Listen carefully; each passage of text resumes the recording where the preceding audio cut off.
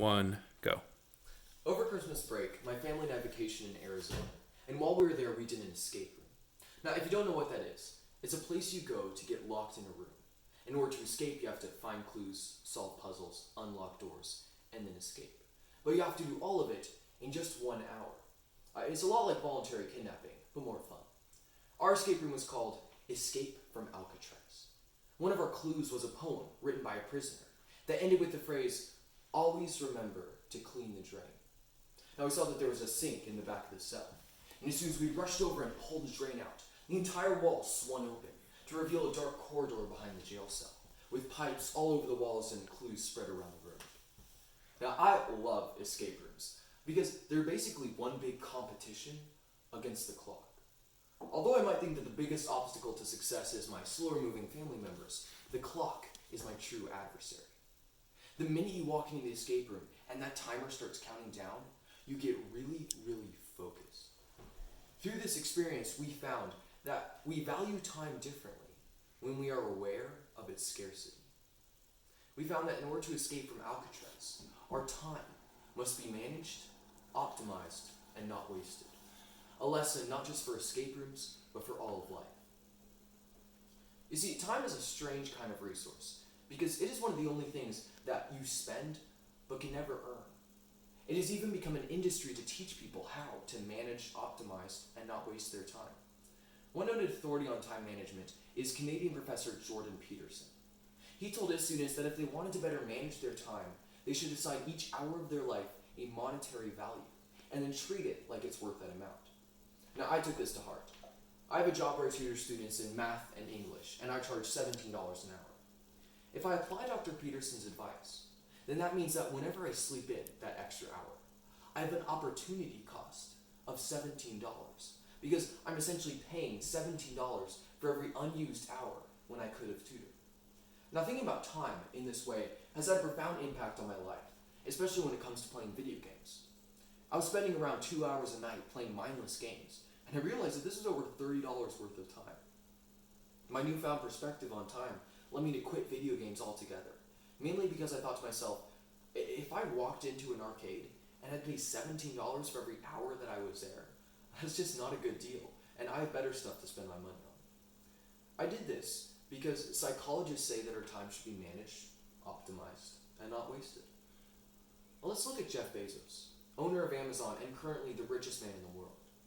If Jeff Bezos were to evaluate his time in the same way that I evaluated mine in order to get $17 an hour, then if he dropped a $100 bill on the ground, it would literally not be worth his time to pick it up again, because he makes about $3,100 every single second, according to Time magazine. He blows my $17 an hour out of the water. And yet, CNBC reports that Jeff Bezos does the dishes every night. This blew my mind. The man who makes $3,000 in a second does the dishes? When I first heard this fact about Jeff Bezos, I thought that he must be an anomaly. I mean, he doesn't follow the rule. The rule is that time should be managed, optimized, and not wasted. That's what psychologists say. So let's look at someone else. Jeff Bezos is currently the richest man in the world, but Bill Gates holds the number 2 spot on the Forbes list of richest people. Jeff Bezos might be able to bill out $100,000 an hour, but Bill Gates can only do a mere $98,000 an hour. I mean, he's practically poor. You might be able to hire him for your sitter. But Bill Gates also said in an interview, quote, "I do the dishes every night," end quote. Jeff Bezos isn't the exception, he's the rule. That doesn't make any sense to me. How are Jeff Bezos and Bill Gates managing, optimizing, and not wasting their time? By doing the dishes. It seems like they're doing the exact opposite. Their behavior is economically foolish. But isn't it the habit of the master and creator of time to use the foolish things to shame the wise? The world in its collective wisdom defines time as a resource. In many ways, this seems right. And following the rule that time should be managed, optimized, and not wasted could lead to material success. But while our culture considers time a resource to be maximized, I believe that God considers it a gift to be enjoyed. Ecclesiastes chapter 2 reveals the subconscious reason why Jeff Bezos and Bill Gates find it so important to do the dishes. Now, Solomon, like Bezos and Gates, enjoyed a life that was completely unconstrained. And oh, did he put that to work? Ecclesiastes tells us that he challenged his heart. Quote, I said in my heart, come now, I will test you with pleasure. Enjoy yourself. Now, Solomon's wisdom gave him the means to get pleasure that you and I can only dream of. And so he decided to test how much pleasure his heart could take. He became the richest king in history. He lived in luxury that would make Donald Trump go, it's a little excessive. But this, he saw, was vanity. He gathered gold and silver and other treasures, vanity. He bought male servants, he bought female servants, vanity. He fulfilled his every sexual desire and fantasy, but still he found his life wanting. Solomon has all the wealth that Bezos and Gates have. He can do everything that they can and more. But he deemed it all a vanity, and as if he was striving after wind. Solomon tried to find meaning and pleasure, and he failed. Jeff Bezos and Bill Gates could afford to experience a bucket list moment every single day of their lives, but they aren't. They're doing the dishes. This is because they subconsciously came to understand what Solomon realized at the end of his experiment. At the end of chapter 2, Solomon tells us that there is a meaning to life, but it's not in pleasure. Quote, there is nothing better for a person than that he should eat and drink and find enjoyment in his toil. End quote. While our world tells us that success may be found in managing, optimizing, and not wasting our time, God tells us that this kind of success is a vanity, is a striving after wind.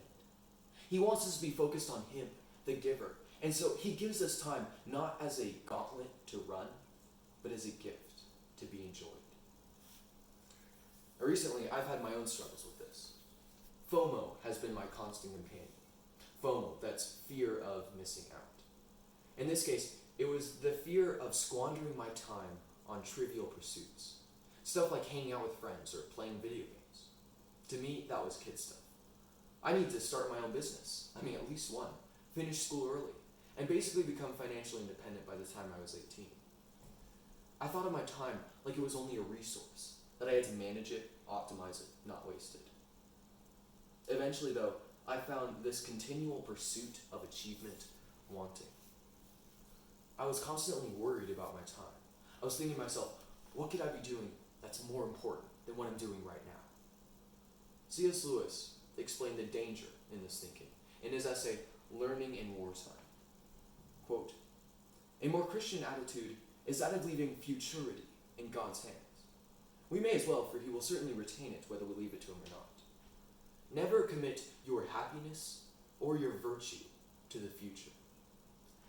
Happy work is best done by the man that takes his future somewhat lightly and lives from moment to moment as to the Lord.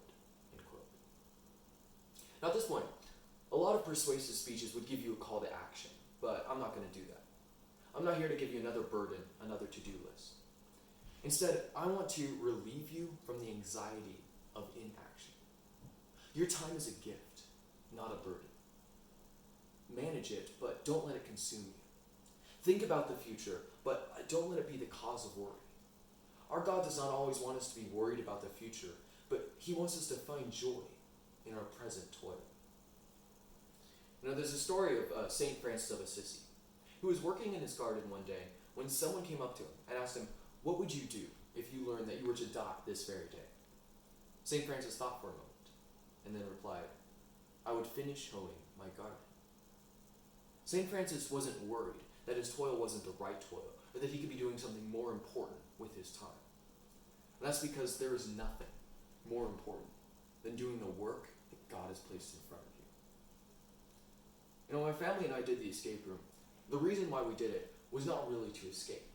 I mean, if we had been super successful and escaped in 10 seconds, then it would have been boring.